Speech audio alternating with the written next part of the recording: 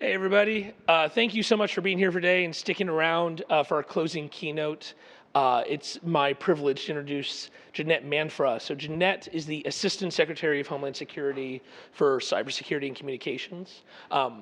That means that she is the highest up person in the United States government who only works on defense in cybersecurity. And she has been a really good ally of those of us in the private sector, especially those of us who care a lot about the upcoming elections and what we need to do to secure them.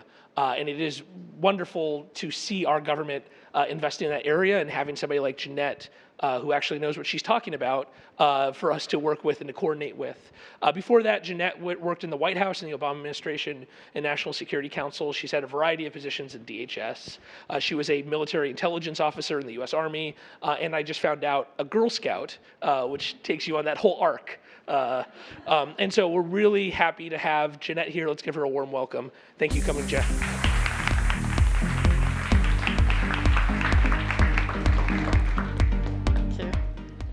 I feel like I'm about to have a recital of this. So I have to apologize first. We've had all this cool sort of informal interaction, and I'm all dressed up and using a podium like a typical government speaker. But I spent a lot of time thinking about what I wanted to talk about here. And for me, I can give kind of a cybersecurity talk off the cuff, talk to everybody about all these cool policy things that we're trying to do. But I decided that I wanted to give a speech about being a woman. And so you'll have to forgive me because I've actually never done that before. And so I wanted to make sure to really focus on, and for those of you who are not women, I apologize. Better luck next life. But try again. But I do hope that some of these thoughts will be relevant to all of you. So with that, let me just talk a little bit about at least my best advice for what it's like having spent my now entire career in very male-dominated organizations. So, but before I start, I really want to thank you guys for pulling this conference together. It's such short notice. It's really amazing. It would probably take my organization 6 months just to find out where we would have the conference, much less actually invite anybody to it. And for those of you who came and participated, I got to hear some of the previous talks, and there's just really some amazing people that some of them I've heard of, some of them I haven't. I'm going to start following you all on Twitter. We got Twitter accounts, by the way. We're very excited at @NPPD_Manfra. Also, DHS actually has the @cyber handle. Didn't know that. We didn't use it very much. So we're working on the whatchamacallit, the picture. It's a little lame right now. So really just want to thank you all. Thank you for having us. Thank you for the presenters. Y'all are such role models. Your level of competence is just amazing. And so let's talk a little bit about what I'd like to call the mothers of invention. Modern technology, think about it. It stands on the shoulder of giants, and many of those shoulders are female. We must all recognize that women are not immigrants to technology, but co-founders and fellow pioneers. Ada Lovelace defined the first algorithm before computers were invented. Joan Murray led teams at Bletchley Park in cracking codes in World War II. Admiral Grace Hopper helped design COBOL. My own great-aunt actually wrote some of the first programs for the Navy and went on to become a leader at IBM. This list is just the tip of the iceberg of these mothers of invention. But currently, women only occupy 11% of total cybersecurity positions in the United States. In a world where there's a critical gap for cybersecurity talent, this is not good enough. We need to do better, and we will do better. We cannot provide for the long-term stability and security of cyberspace if we are not leveraging all of our available talent. More importantly, we can't honor the legacy of the brilliant women that have come before us. In World War II, many women filled in as factory workers to augment industry for the war effort. We face a similar gap today, but the challenge will not end with the signing of a peace treaty. This is an enduring mission. We need more women in this space to fill a talent gap we have now and continue to fill it in the future. That means our work here is never done. While our legacy as pioneers and founders in this space can never be taken away from us, it can be hidden or left unexamined.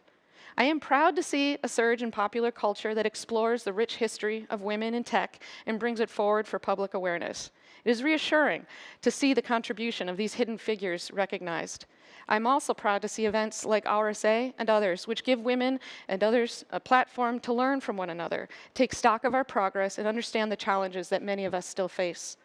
I'm also proud to stand here and say that my employer, the Department of Homeland Security, has continued to honor our shared legacy. In my position as Assistant Secretary, I follow in the footsteps of Suzanne Spalding, who's a former Undersecretary for my organization, Dr. Phyllis Schneck, who's a former Deputy Undersecretary for Cyber, and our current Secretary, Kirsten Nielsen. In my time at Department of Homeland Security, which has been about 10 years now, I've served in a number of positions. As Alex mentioned, I was in the National Security Council. I was the previous secretary's cyber counselor, and a variety of other things going from back in 2007 when we actually started this organization. And I joke, we were still arguing about whether cybersecurity was one word or two words. The one word won out against my better judgment. It's not one word, sorry. It's just not. And, but I've seen a tremendous amount in the time that I've been there. It was, in the beginning, nobody paid attention to us. We were just sort of these nerds kind of talking about like doom and gloom security scenarios. And turns out most people don't understand how the internet works, and they don't actually really want to, I think. And so my own path has been fascinating because I was there when I was in the White House when Sony happened. I worked on OPM. I've been in sort of the negotiations with the Chinese and some of the challenges that we've had with them and the progress that we're trying to make with them. And I've seen the government really struggle with a lot of complicated questions. And I think we're getting better. I think we're recognizing the balance and the trade-offs that we have to make, but we're continuing to work through that. I know companies are continuing to address these challenges. And but the one thing that I have learned is that I have to continue to take risks, and I have to continue to lean forward, and I have to continue to be a strong voice. And we believe that we, as Alex said, we're the advocates for the defense. We're the advocates for the critical infrastructure community, the private sector, those that may not have a voice in the policymaking process. And so that's one of the reasons we encourage so many to work with us, because the better that we understand what the private sector needs, what they're struggling with, what potential consequences they could face if government takes certain actions, the better advocate we can be within that process. So other women in this career field have had similar paths, building a diversity of experiences and personal relationships on the way. But there is no right way forward. Each position has given me new experience, learning opportunities. I've changed so much in terms of what I thought we should be doing in cybersecurity 10 years ago to what I think now, all based off of these different experiences that I've had. And every single one of those choices to take a new job was stressful, but I decided to do it and lean forward, and I really believe it's made me a better person and frankly, a better leader and advocate. So I want to talk about some specific lessons that I'd like to offer that I believe have served me well, and I hope will serve you all, particularly for those of you who are a little bit younger in your career. I still haven't admitted the fact that I'm older than I think I am, but I'm working on it. So first, focus on the work and being competent in the work, even if it means doing it for free. Or less than you'd like to make, in my case. At the end of the day, what matters most is the work and the recognition that you're competent in that work.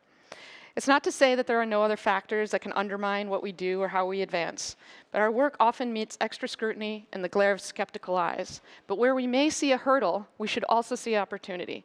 Skeptical eyes force us to be creative, to be bold, and to ensure the work we do is unparalleled and beyond reproach. It prepares us to work effectively, quickly, as a team, and with a mind to communicate our thoughts and rationale. These are all traits of effective leadership. We should also recognize that the advantages inherent in volunteering or simply doing the work. There are a lot of jobs, as I said, that I took that I wasn't sure it was exactly the right career step for me. But I saw an opportunity, and I saw an opportunity, frankly, to fix something that was broken. There's no shortage of good ideas in tech. No shortage. And there's a shortage of those, I believe, that are willing to follow through on those good ideas. This is risky. An initiative could lead to nowhere, receive no buy-in, and often there's no guarantees for credit or for advancement, or frankly, somebody else may get the credit and the advancement.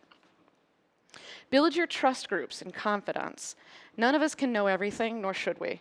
Much of what we do is a team effort. We talk a lot about this concept that we've been talking with folks about collective defense. My risk is your risk. Thinking about cyber as a global digital public health crisis, and thinking about how we have managed those sorts of scenarios and applying that. And the only way that we can be successful is by doing it together. But I believe that the only way you can individually be successful in this space is to have these groups of trust. People that'll tell you, you cannot be an expert in everything. I went to MOG a couple months ago, I guess, because we did some work on DMARC, and I realized how little I know about email very quickly. But you, just by being able to have trusted people who will advise you, tell you where you're going and where you probably need to shift. We can augment our decision-making power and expertise by building these personal and professional trust groups. I hate the term networking because that sounds like mocktails and cocktails and all of that other stuff. And there's a lot of networking, by the way, going on down at Moscone Center. A lot. And I think it's really just an excuse for people to have those cocktails. It really needs to, or frankly, try to sell a product or trying to get your next job. I'd rather it be about relationship building. As our careers progress, many of us are thrust into roles where our scope of responsibility can exceed our own personal areas of expertise. I've personally been there many times. In technology, cybersecurity, this situation is compounded by complex interdisciplinary problems that often require quick and decisive action. As we advance throughout our careers, we have an untold number of opportunities to build relationships with those whose expertise and insight complement our own. Maintaining and strengthening those relationships over time make us all better and serves all of us well as we face new challenges. Take risks as if you had nothing to lose. And you probably have a lot to lose, especially as you get older and have kids. But we have to continue to take risks. As we continue in our careers, there is a distinct tendency to take fewer and fewer risks, to temper the bold and creative ideas that had initially propelled us forward when we were young and frankly didn't know any better. There's an argument for this approach in other industries, but not for technology. We stand on a ground of shifting sand. We must constantly move forward, never look back, and evolve to adapt to our environment and the threats we face. We should never suffer the innovator's dilemma. More importantly, we need to recognize that we, as women, bring a unique perspective, ideas that are fresh and new. We must lean in on this as a natural strength and as a critical contribution to industry. What's wonderful about technology and cybersecurity industries is that it creates an environment that is prone to competition, internal and external. I said it was wonderful. It's not always pleasant, but it is the cool thing about it. A bold idea begets other bold ideas, and bold action in turn also creates bold action.